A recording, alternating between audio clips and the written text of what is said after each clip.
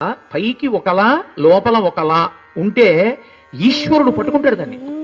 ఇతరులు పట్టుకోలేకపోవచ్చు, ఈశ్వరుడు పట్టుకుంటాడు. ఎందుకో తెలుసా? రామకృష్ణ పరమహంసే ఒక మాట చెప్తుండేవారు. ఒక వేశ్యాగృహం ఉండేది. వేశ్యాగృహానికి ఎదురుగుండా ఒక సాధకుడి గృహం ఉండేది. ఈయన సాయంకాలం అయ్యేటప్పటికి 6, 6:30, 7 చూసేవాడు. వచ్చేసాడు పెద్ద వాహనం వేసుకుని, ఎంత ధనవంతుడో. లోపలికి వెళ్ళాడా, ధనవంతటిని లాగేస్తుంది. అలాగే వస్తారు. ఇగో ఇవాడు వీడొచ్చాడా, నిన్న వాడొచ్చాడా అంటుండేవాడు. ఎదురుగుండా కూర్చుని ఆవిడనుకునేది తుచ్చమైన శరీరం, దిక్కు లేక ఈ శరీరంతో పడుపూర్తి చేస్తున్నాను. ఆయన మహానుభావుడు. ఈ పాటికి 6 అయింది, తలస్నానం చేస్తాడు.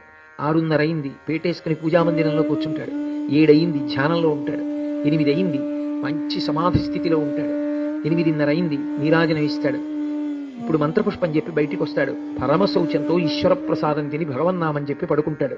అని లోపల బాధపడుతూ, లోపల భగవంతుణ్ణి ఆయన అలా చేస్తున్నాడు అనుకుంటూ ఈవిడ పడుకు వృత్తిలో ఉంది. ఎదురుగుండా ఆయన పూజ చేస్తూ, స్నానం చేస్తూ ఆవిడ చేయవలసిన పనుల్ని ఈయన ఊహించుకుంటూ ఉన్నాడు. ఇద్దరూ చచ్చిపోయారు. ఆవిడ్ని స్వర్గానికి తీసుకెళ్లారు, ఈయన నరకానికి తీసుకెళ్లారు. ఎందుకని అడిగారు? ఆవిడది ఉపాసన సిద్ధి.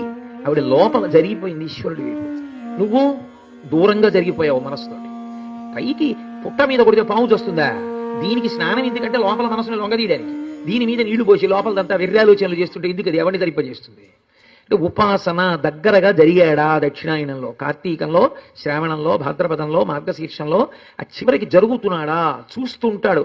తన మనసుతో మన మనసుని కనిపెడతాడు. వీడు ఎంత భక్తితో ఉన్నాడు.